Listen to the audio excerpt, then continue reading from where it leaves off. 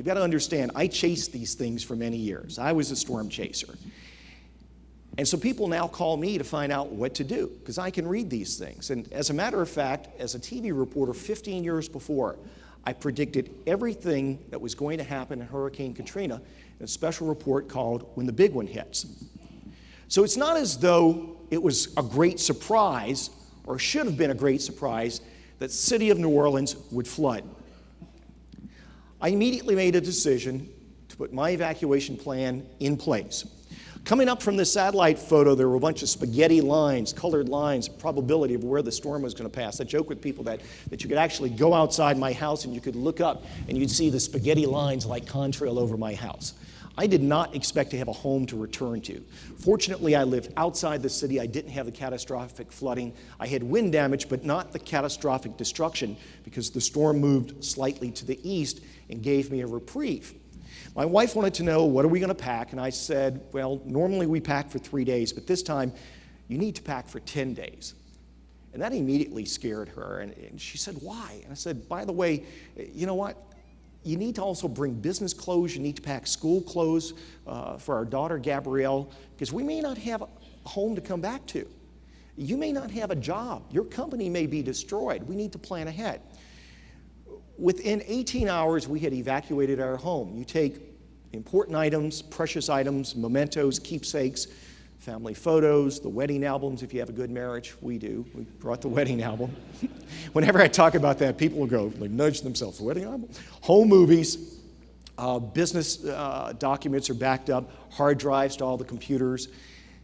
And I'm on the road going down the Mississippi Gulf Coast Highway, something that 36 hours later would just be annihilated. It wouldn't even exist.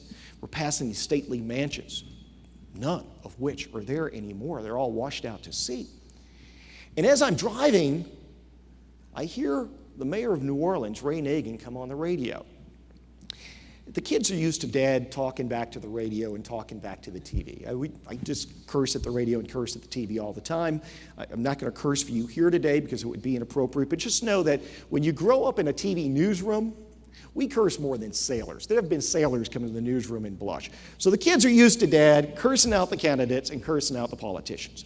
Well, Ray Nagin's on the radio, and he says, at 4 p.m, as I'm nearly at my safe destination, he says, now, I'm not ordering a mandatory evacuation today, but I might be back tomorrow and be more forceful. And I know from the special report I did 15 years before that in order to evacuate the city, you need 64 hours. I had exactly 64 hours at 4 o'clock on Saturday, and I started my preps. I know it's going to be impossible to evacuate the city. That, my friends, is a picture of a leader or so-called leader, someone who is in a position of leadership but perhaps not exercising their leadership. But that is a picture of someone in sheer denial. Let's look at that picture one more time. This is at your doorstep, and you cannot make up your mind if you're going to order a mandatory evacuation. Let me let you look at another picture. You've probably heard the expression that denial ain't a river in Egypt. Have you ever heard that? Denial ain't a river in Egypt.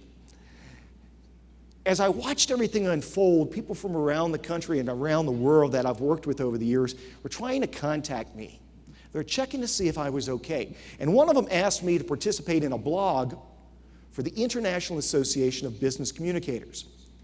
And this next slide shows you what I wrote in my first blog entry on August 30th. Denial ain't a river in Egypt, but it is a large lake in New Orleans. There were people who were stranded who didn't need to be stranded because they could have been evacuated. Now, the next principle of leadership that I mentioned was arrogance versus action. Arrogance versus action. I want to show you a picture of arrogance in play. This is a picture of more than 300 school buses that could have been used to evacuate the poor, the elderly, the indigent, to get them out of town. And the next picture is a picture of several hundred city transit buses that were supposed to be used to take people safely out of town. all of which were left behind because of the arrogance of the mayor of the city, who determined that was just one more thing he would have to do, and he was going to override the emergency plan. The emergency plan said this.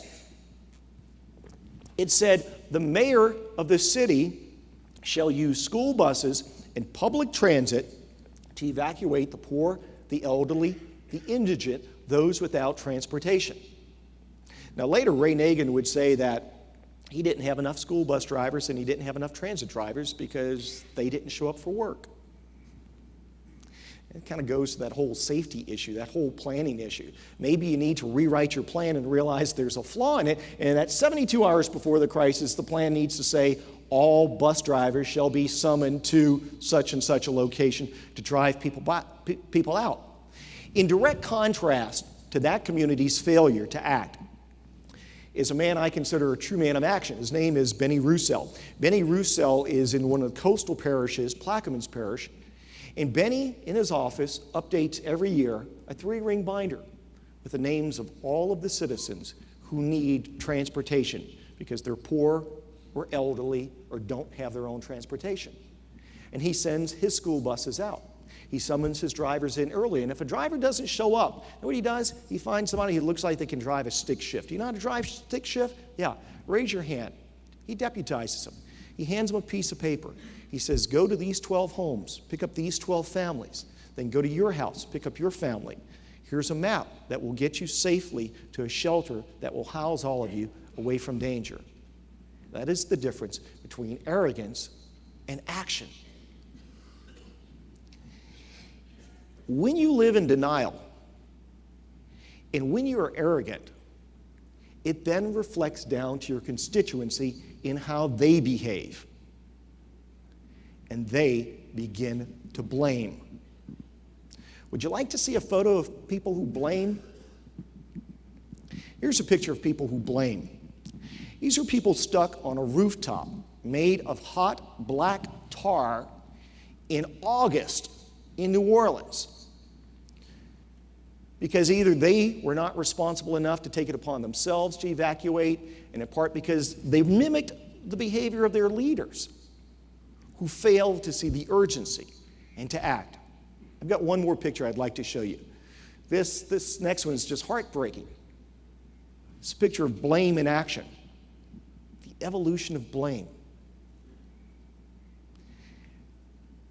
The leadership that fails will blame everyone. The constituency will blame everyone. When you do your duty, when you act appropriately, people are then responsible. I've got one picture I'd like to show you that just warms my heart of an individual who is responsible. This is a picture of an old man walking down a railroad track, carrying his worldly belongings. All those people you watched on TV at the convention center and at the Superdome, that's all they had to do. Railroad tracks don't flood. The railroads, they're among the smartest industries ever. They build their tracks up.